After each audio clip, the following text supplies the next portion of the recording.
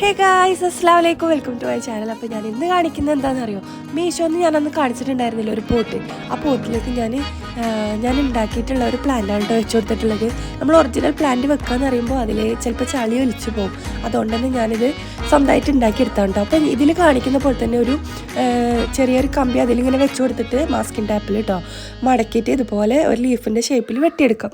നിങ്ങൾക്ക് ഏത് വലിപ്പത്തിലാണോ വേണ്ടതെന്ന് വെച്ച് കഴിഞ്ഞാൽ അതിനനുസരിച്ച് വെട്ടിയെടുക്കാം കേട്ടോ. എന്നിട്ട് ഇതിൽ കളർ എടുത്തിട്ട് അതിൽ ആ പോട്ടിൽ വെച്ച് കൊടുക്കുകയാണ് ചെയ്തിട്ടുള്ളത്.